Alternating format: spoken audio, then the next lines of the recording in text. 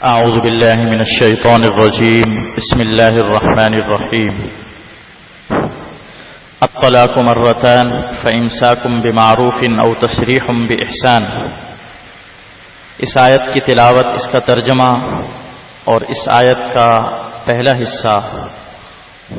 تشریح اور تفصیل کے ساتھ بیان ہو گیا تھا۔ دو طلاقوں کا تذکرہ ہوا، ابھی تیسری طلاق کا ذکر نہیں آیا۔ درمیان میں اللہ رب العزت نے ایک اور مسئلہ بیان فرمایا ہے۔ وہ مسئلہ یہ ہے کہ بعض دفعہ شوہر بیوی کو بسانا نہیں چاہتے اور ان کے حقوق کی فکر بھی نہیں کرتے، نہ طلاق دیتے ہیں نہ بساتے ہیں۔ بیوی تنگ ہو جاتی ہے، اس کی مجبوری سے یہ ناجائز فائدہ اٹھا کر طلاق دینے کے لیے اس سے کچھ نہ کچھ مال یا کم از کم مہر کی معافی یا واپسی کا مطالبہ کرتے ہیں کہ تم ہمیں مہر دے دو یا مہر معاف کر دو، ہم نہیں دیں گے تمہیں اگر دینا ہے، یا کچھ اور مال کا مطالبہ کرتے ہیں۔ قرآن کریم نے اس چیز کو منع فرمایا ہے کہ ایسا کرنا حلال نہیں ہے، ایسا کرنا جائز نہیں ہے۔ یہ اللہ رب العزت کے ہاں منع ہے اور اس کی اجازت نہیں دی ہے اللہ رب العزت نے کہ شوہر وہ مال جو اس نے اپنی بیوی کو بوقت نکاح دیا تھا بطور حق مہر کے، بطور ہدیے اور تحفے کے، کوئی بھی چیز دی تھی کہ وہ اس کو واپس لے، اس بنیاد پر واپس لے کہ وہ بیوی اس سے جان چھڑوانا چاہتی ہے اور یہ اس کی جان نہیں چھوڑنا چاہ رہا جب تک کہ مال نہ لے۔ فرمایا یہ تمہارے لیے حلال نہیں ہے کہ تم نے جو مال ان کو دیا ہے تم اس میں سے کچھ بھی لو، تھوڑا لو زیادہ لو، بالکل جائز نہیں ہے تمہارے لیے۔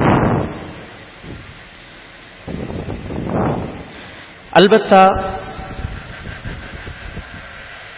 ایک صورت ہے جس کو خلا کہتے ہیں۔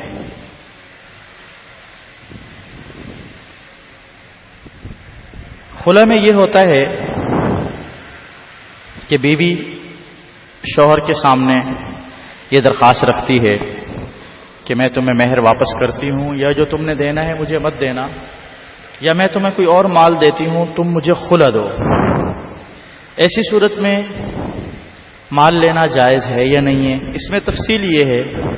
کہ اگر تو عورت کا قصور ہے، ناچاکی کی وجہ عورت ہے، قصور عورت کا ہے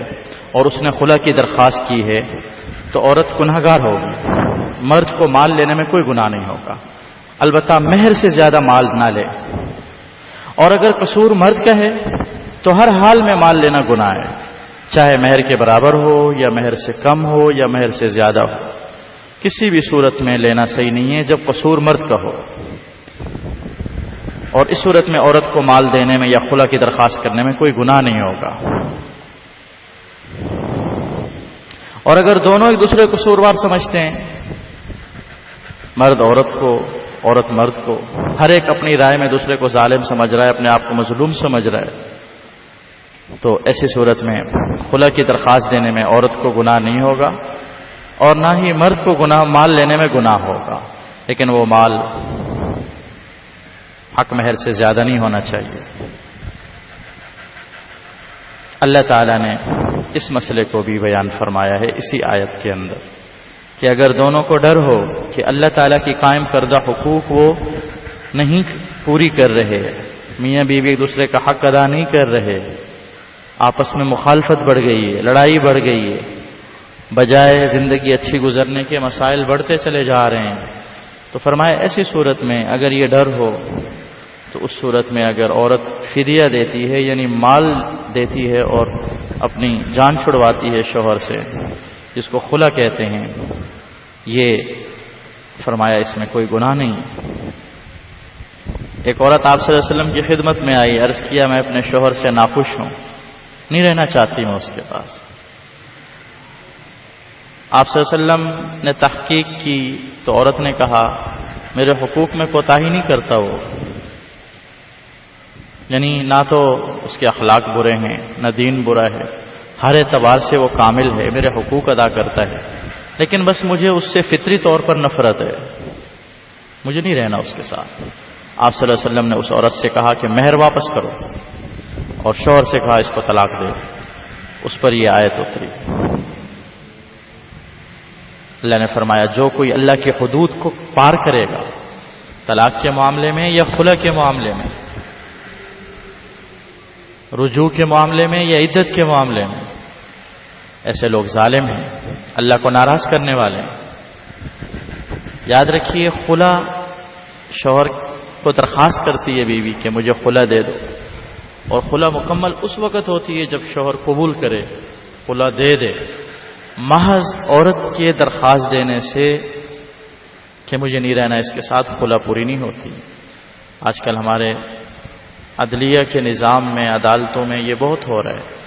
کہ عورت اپلیکیشن دیتی ہے جا کر کہ مجھے اس کے ساتھ نہیں رہنا۔